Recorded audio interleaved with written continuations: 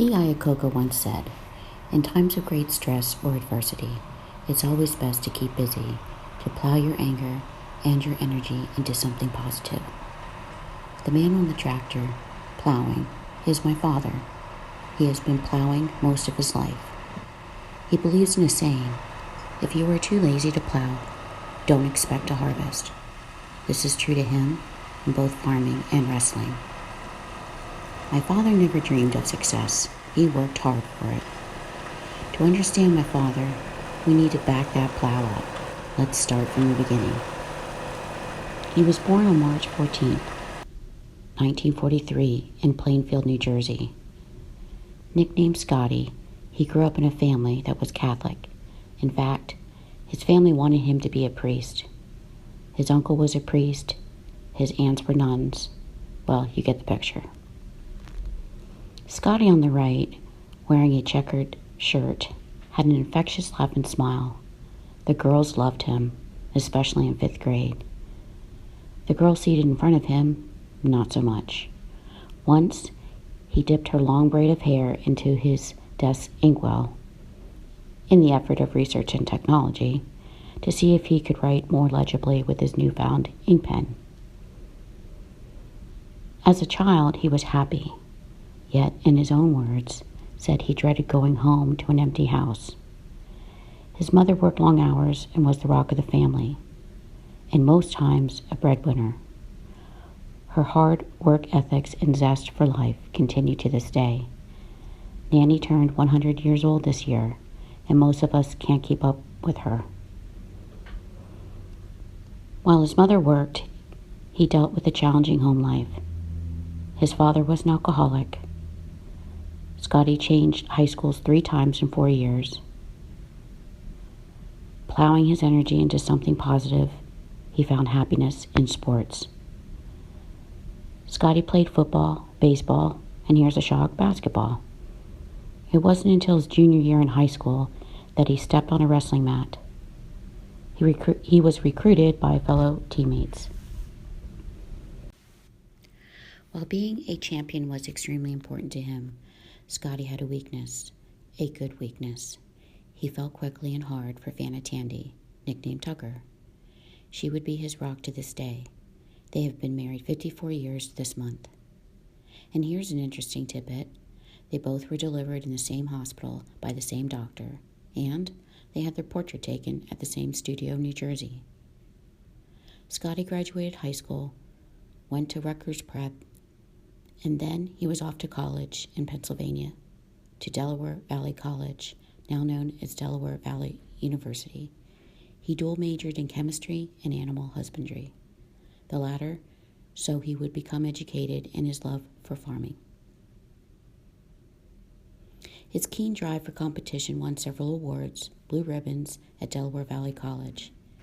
His greatest gifts, though, his wife and children. While attending college, he worked 3 jobs, sometimes getting only 3 to 4 hours of sleep each night. Hard work paid off again, and he graduated from college and then worked as a chemist for Merck.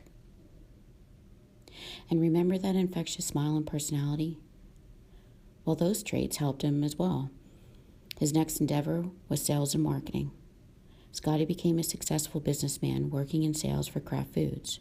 Working hard and driven with competition, he won the Best Salesman title many times. With a growing family, he still yearned to have a farm of his own. In 1972, he made that happen. Moving out of a newly built home in Quakerstown, Pennsylvania, he and his family of 3 moved to a farm outside of Benton, Pennsylvania.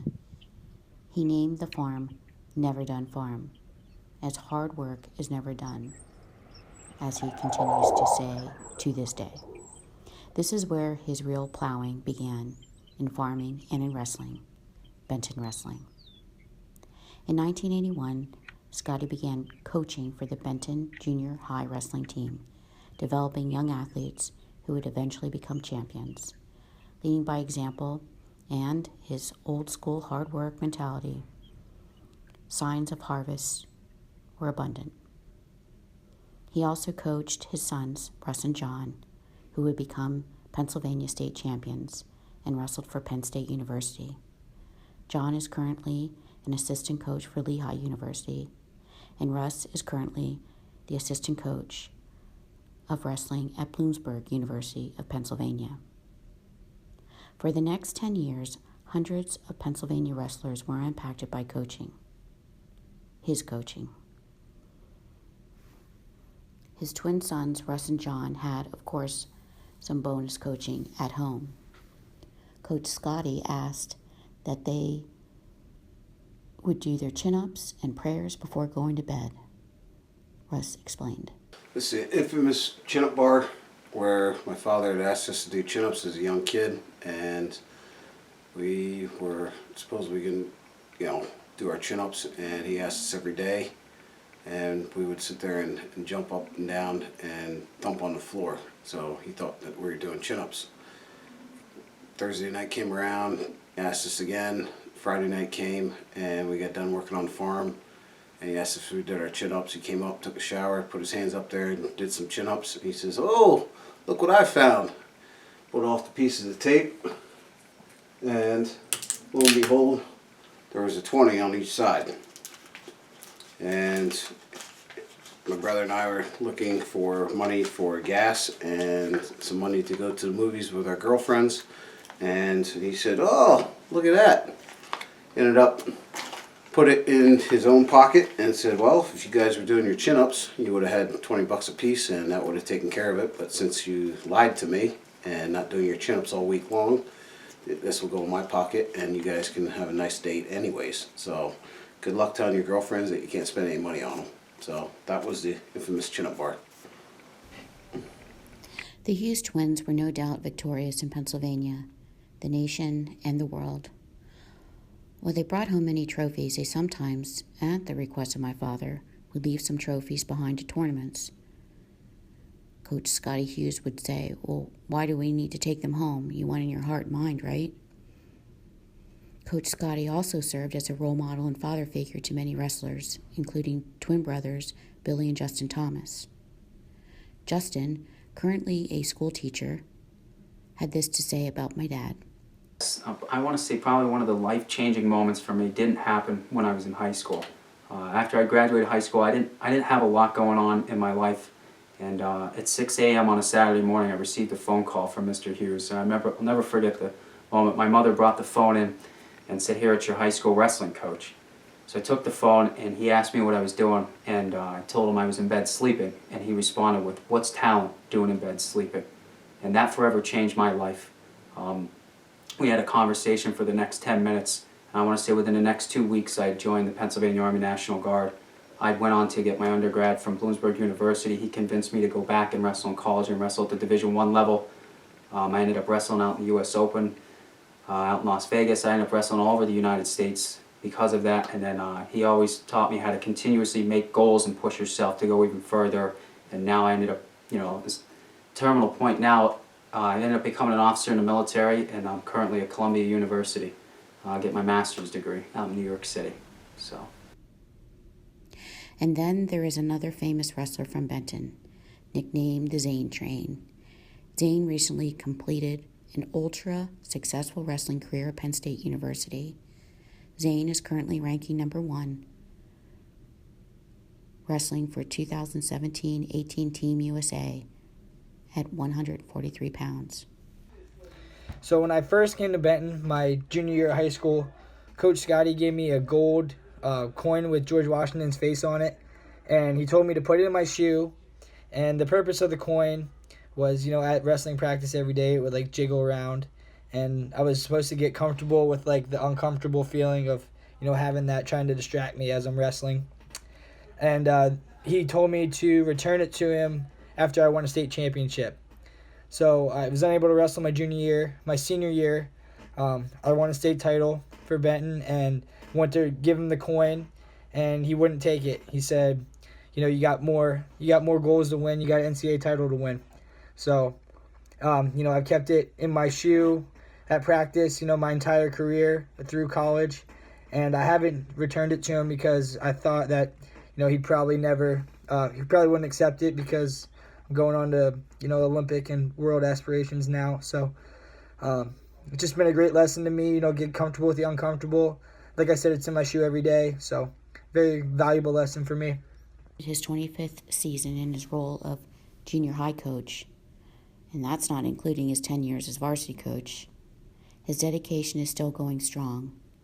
Since 1981, he has been volunteering at Benton's weightlifting sessions that he initiated. He and his wrestlers are at the school lifting at 6:30 a.m. 3 days a week. Not bad, Dad, at age 75. He does this on his own dime and time. His investment, making wrestlers stronger, mentally, morally, and physically, to have them dare to be great, to be champions in life. My advice to a young wrestler, I have 5 simple rules. Rule number 1, never quit. Rule number 2, never back up. You back up, you're afraid of your opponent. Rule number 3, be humble. Shake hands when you lose, shake hands when you win. Don't act like an idiot because you won a little wrestling match. Rule number 4, take somebody extra to the mat. Me, myself, and I. Now it's 3 against 1. And the last one's the one I always get in trouble with. I say, pin the SOB. So, pinning is the name of the game in wrestling. It means you dominate. And the big thing is, for a young wrestler, never quit. That's in life. Just keep on fighting, working for what you have. Have a dream, have a goal, and work towards it. Basically, your goal in the classroom, your goal in life. Hopefully all my wrestlers become successful. As a youngster, I had the privilege of growing up on my grandmother and grandfather's farm. And my grandmother was from Wales, my grandfather was from Scotland. In the early 1900s, they came to America. And my grandmother's famous quote, "It's Tosian on Verhanus, Nur Egen on Lalis." true happiness begins with selfishness ends. As he continues to plow, he knows his work will never be done. Wrestling and in life, if you are too lazy to plow, don't expect a harvest. When in doubt, think of Coach Scott Hughes. Plow on, my friends.